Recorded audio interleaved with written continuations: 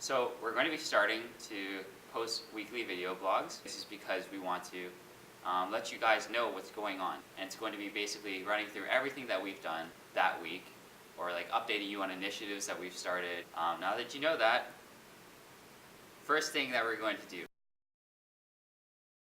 So essentially what happened before was that they moved Northland from M3 to M4. So they have like a trip, an overnight trip basically, every single year except in M3 right now. This year what the administration tried to do was implement some sort of in-school activity to act as more of like a outside of school trip.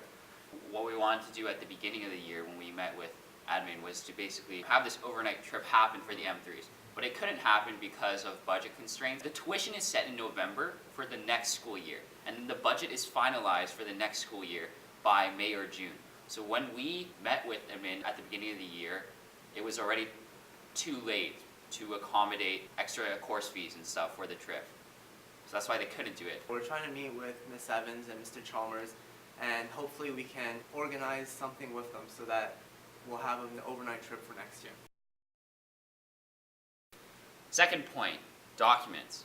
So we've made a bunch of documents this year just to make make information more accessible to you guys. The first document we made was a club calendar. It's on everyone's desktop, and it basically lists which clubs are meeting, at which times, and where they're meeting.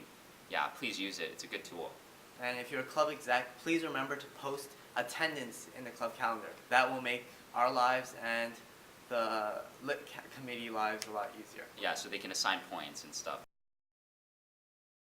Next document we've made is called Student Council Budget Document, which basically lists how much Student Council has decided to give to each club and organization. The budget document is also in UTS Students, and it's in the folder called Studcow Minutes. If you have any questions, please email our Secretary-Treasurer, Salvador Gutierrez.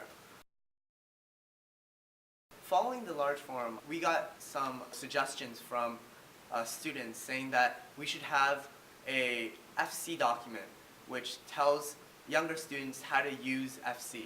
What we've done was we've gotten the M3 grade reps to create a document, and so far they're in the progress of doing it, and they should have it done within a month.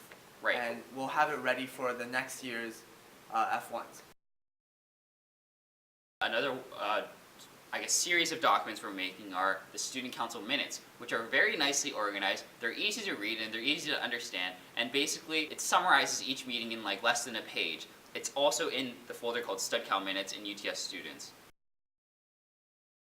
And lastly, we've made a sponsorship document, which basically lists all the organizations in the school that ask for sponsorship from local restaurants and companies, and whether or not they receive any sponsorship. This is just to prevent too many student groups from asking the same company/restaurant for sponsorship, because sometimes they get annoyed when they have 3 events in the same week that UTS students are asking them to sponsor. So if you're going to ask for sponsors, please go look at the sponsorship document, which is going to be prepared by your S5 reps, and will be done soon. Yeah. This year, our goal is to change up the tier system so it better reflects the amount of work each position has and how much a student can really handle in terms of workload. You'll definitely get more updates about this later on, but we just wanted to let you know that we're trying to make a draft that Studcow can then approve so that we can present it to you guys as a school. Yeah. So we'll keep you updated on that. We're almost done the final draft. And then because it's a major amendment to the student constitution, there has to be a school-wide vote basically. So we're going to present it at an assembly. We're going to have a general assembly. It's basically so that students can voice their opinions about it. And then we make changes accordingly, and then we vote on it. This really is targeted towards the S6s. We've actually recently spoken with Mr. Parsons, and he gave us contact information for Grad rings. But some things went on within the company. This company sort of just disappeared, so we're having trouble locating them. If we can't find them, then we're going to have to go to a new company. And if we go to a new company, we have to charge extra to make the molds. We don't know exactly what the pricing is going to be. We almost always have a ring that's at least under $100, And these are really customizable. So you get to choose what type of medal, you get to choose your size, you get to choose how like big the insignia is. So we'll keep you updated on that. And we'll have a fitting period so you guys can come and see what sizes work well and what medals you like.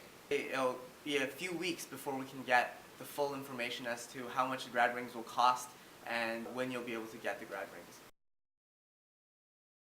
We wanted to organize something like OMIC or Kilcoo for the S6s. The S6s right now have Cooch, but it would be great if the S6s could get one last trip before we all head off for university. So according to the student survey, most of you liked the first or second week of April. That's after March break, and it's before SOMA, before DECA, before like all these extracurricular activities. So that's when everyone's most available. That's the week that we were looking at.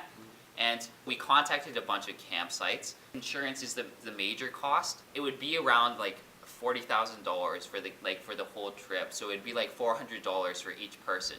And we did a survey with the S6s and asked up to how much you guys are willing to pay. Only 11% of you said that you're willing to pay up to $400, and that was the max. So we just assumed that this wouldn't happen because no one was willing to pay up to $400.